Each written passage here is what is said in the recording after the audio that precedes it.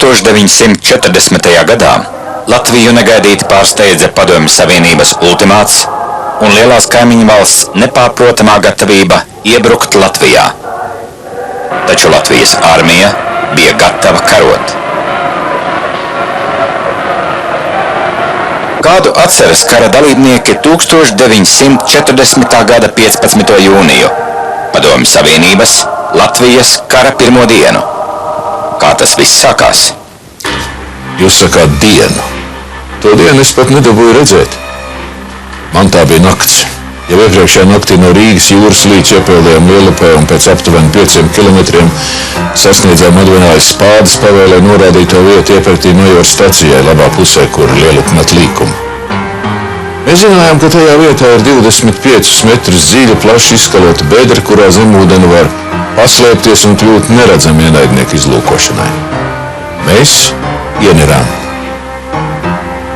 15. jūnijā 8:56 minūtēs valdības namā notika ministru kabineta ārkārtējā sēde. Ja 3 naktijā bija noticis sarkanarmijas uzbrukums mūsu robežsargiem Masliņikos un Smaiļos, un bijām jau arī saņēmuši padomju ultimātu. Pirmās sarkanarmijas tālšāvēja artilērijas granātas sprāga Daugavpilī aptuveni 6. tās dienas vakarā. Kāda bija ārkārtējās sēdes norise, tās dalībnieku noskaņa un pieņemtie lēmumi? Tuvāk par to neko nezinu. Mums bija pavēlēts reizi naktī noteiktā laikā iznirt. Tad arī radiotelegrāfists gaidīja iespējamo ziņojumu no flotes vadības par to, kad un cikos būs jāuzņem valdība, lai to varētu pasargāt no krišanas ienaidnieku gūstā. Pēc aptuveni 15 stundām mēs jau būtu Gotlandē. Izšķirošais brīdis bija pienācis. Ministri turējās itin braši. Tirdzniecības un rūpniecības ministrs Blumbergs uztraucās, kas notikšot ar to mūsu zeltu, kas noguldīts Francijā. Šī lielvalsts, kā jums labi zināms, kapitulēja Padomju Savienības tā laika sabiedrotās valsts nacistiskās Vācijas priekšā. Jā, bija pienākusi mūsu kārta. Mūsu armija, protams, bija gatava karot, taču politiskos lēmumus nepieņem ģenerāļi. Tajā dienā visas valsts liktenis atradās viena cilvēka rokās. Viss bija atkarīgs no tā, ko nolems viņš. Ārlietu ministrs Munters uzskatīja, ka bruņots pretošanās mūsu stāvokli tikai padarīs sliktāk. Vai tomēr neizbrīnīja valsts prezidenta Ulmaņa pieņemtais lēmums? Tieši tā, jo viņš vienmēr un visur ņēma vērā Muntera domas. Jā, es joprojām nesaprotu un nemāku izskaidrot, kāpēc prezidents sēdes beigās negaidīti paziņoja, ka mēs karosim. Es necerēju, ka viņš varētu pieņemt šādu lēmumu. Acīm redzot, prezidentam bija kļuvis pilnīgi skaidrs, ka tieši mūsu pretošanās spēs radīt labvēlīgākus apstākļus valsts atjaunošanai nākotnē. Mēs bijām gatavi nolikt galvas par tēvzemes brīvību. Es ļoti labi atceros, kā īsi pirms dienvidus Rīgas radiofons pēkšņi aprāva tautas dziesmu, saule brauc augstu kalnu un pārraidīja mobilizācijas pavēli. Kas īsti notika tālāk? Šo jautājumu sev uzdod daudzi vēsturnieki. Mēs rīkojamies atbilstoši armijas štāba tam kara gadījumam izstrādātājiem plānam, ja ienaidnieks uzbrukt no austrumiem. Tas bija 5.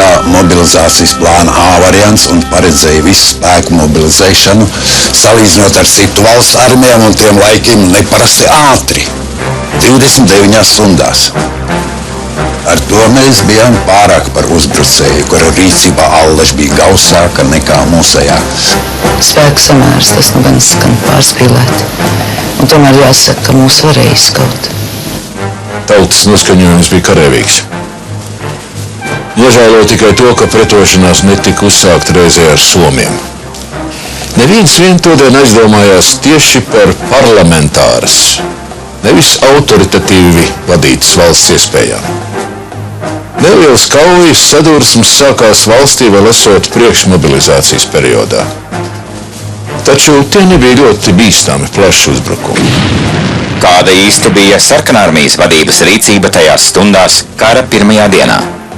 Viņiem bija plāni izstrādāt tam gadījumam, ja mēs nepadotos, ja Ulmanis nolemtu karot. Taču negaidīta pretdarbība vienmēr rada apmulsumu. Pēc tam, kad Lietuva bija pieņēmusi padomi ultimātu un tur jau bija ienākusi sarkanā armija, Latvijas rīcība bija neloģiska. Un sarkanā armijas apmulsums un ziņas par to, ka Latvija nepadodas, iekustināja lietuviešus. Vispirms viņu aizsarga šauļi sāk apšaudīt okupācijas spēku kolonas. Un tad visi bruņotie spēki izvēlējās nepakļauties Smetonam. Un arī sāk uzbrukt kolonām, kuras nebija gatavas aizsargāties. Un tā uzbrukums pret mūsu dienvidu robežu nesākās. Uzbrukums nesākās arī pret mūsu ziemeļu robežu. Vai tiešām sarkanā armija neattīstīja plašāku uzbrukošu darbību pret Latviju jau pirmajā dienā? Jau 8 vakarā bombardēja Reizekni. Tur mūsu zenīta artilērija aizstāvējās ļoti sekmīgi. Zenīta artilērijas pulka 3. divizijons apbruņots ar moderniem Zviedru Bofors zenīta lielgabaliem. Bombardēja Ludzu, Pārsavu, Abrenu. Taču nebombardēja Rīgu. Vairāk iemeslu dēļ padomju aviācijai tāds uzdevums netika dots. Kādas operācijas tajās stundās veica Latvijas bruņotie spēki? Pēc tam, kad ministru kabineta ārkārtas sēde tika slēgta, darbu sāka valsts aizsardzības padome. Prezidents iecēla mani par bruņoto spēku virspavēlnieku. Diemžēl jau vakarā, neizturot spiedienu, atkāpās 3. Abrenes robežsargu bataljons. Šī robežsargi gan bija apbruņota vismodernākajām vācu mašīnpistolēm, taču par tādām izskapti ļaunmais vāls bija par traknu. Jūras novērošanas dienas sekoja, vai nenotiek ienaidnieku desants Gaujas un Lielupes grīvu vietās. Nesmakas no tāda. Lai labāk izprastu Latvijas bruņoto spēku spējas, vajadzētu pastāstīt ko vairāk par dažādu vienību, piemēram, pārvietošanos. Pirmās Kurzemes divīzijas 3. Jelgavas kājnieku pulka sedzēja vienības, 3. bataljona gājienu kolona sasniedza robežu ar Lietuvu un nocietnājās priekšgrupu pozīciju līnijā Auca Elēja Bauska.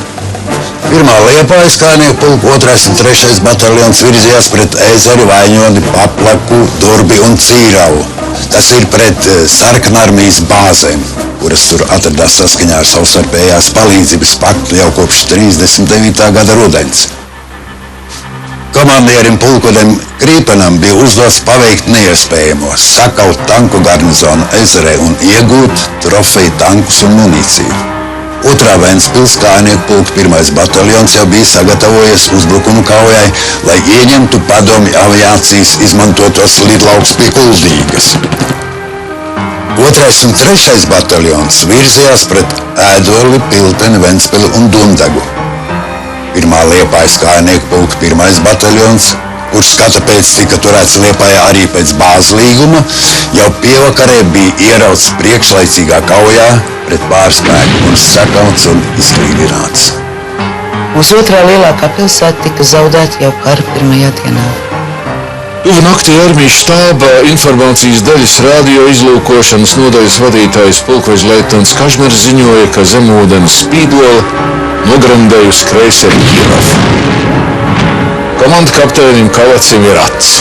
Nolaid to čaumot pa burbuli, ka nemets. Un naktī mēs pirmoreiz iznerām no slēptuves, ievērojot vislielāko piesardzību. Mēs tad nezinājām, ka visu to apkārtni modri apsargāja īpaši atlasīta armijas štāba bataljona karavīri, kuri savukārt nezināja, ko viņi sargā. Slepenība tika ievērota vislielākā mērā. Vārna tur nevarēja pārlaisties.